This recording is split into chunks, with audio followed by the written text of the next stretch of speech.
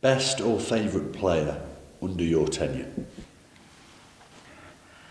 I've got quite a few. I love Louis Briscoe when he was here. So Matt Green, you've got to give it to him for the goals that he scored. So for me, I'll give it to Greenie. Yeah, he also played quite a big part in getting us promoted, which was great. Who else? I like Neil Bishop. I've got a great relationship, as many of you know, with Neil Bishop. I'm very good friends with his wife. I think that he gave 100% to his role as a player. Like Danny Rose. Danny Rose we love. Mel Benning like we Danny love. Rose too. Nicky Maynard. He didn't quite fulfil the season, but he scored a lot of goals for us. Who else? There's so many players. There's so many. Yeah, so to pick a favourite is I hard thought to Adam Murray would have been in there. Oh, of course, Adam Murray. Sorry, Adam. Look, that's a question where there's too many, but I mean, if you have to say something on performance and helping us get up, I'll have to give the striker, Greenie. You've brought the club on so far in the last 10 years, but I wonder what you might have changed in retrospect. What we've done wrong? No. I would have kept Holdsworth a little bit longer and given him a little bit more time because he was doing quite well, and that was a naive mistake to make. Me and Paul Cox, that was I think we both parted company really there, and we parted ways a little bit soon, and it got a little bit stale there. But what would I have changed? I know, Karen, what would you have changed?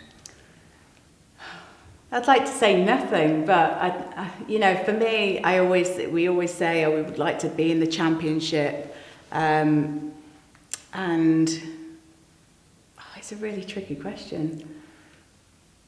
No, I think we've done it as best as we can with the club, with the fans that have been absolutely fantastic with us, and sometimes you've got to crawl before you can walk. So we are getting there, and we're still getting there. The next decade will be watch this space.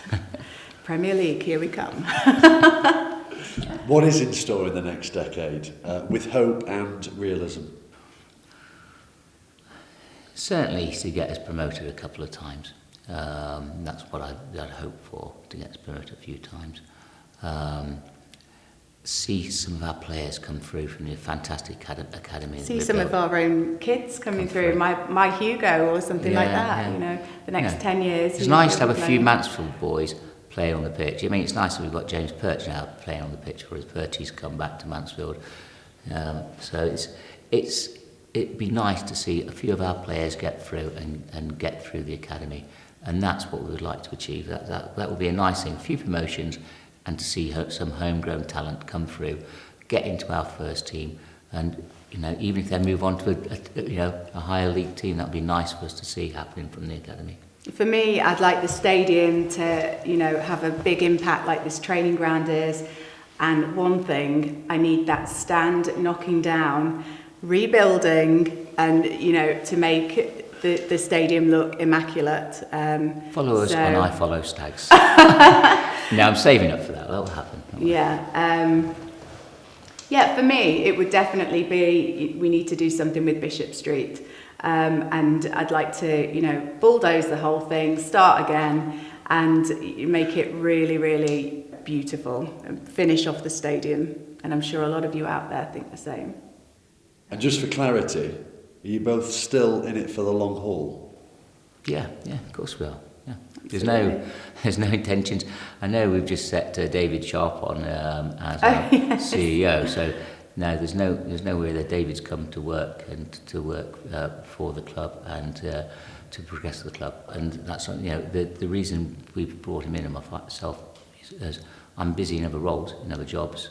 To get this club to progress now, you've got to spend 40 hours, 50 hours minimum a week, and he'll be spending 80 hours a week at the stadium, making sure things are running properly, whipping people into shape. Hope the next decade's even more successful. Thank you very much. I really hope so. Thank you, Steve. Thank you very much.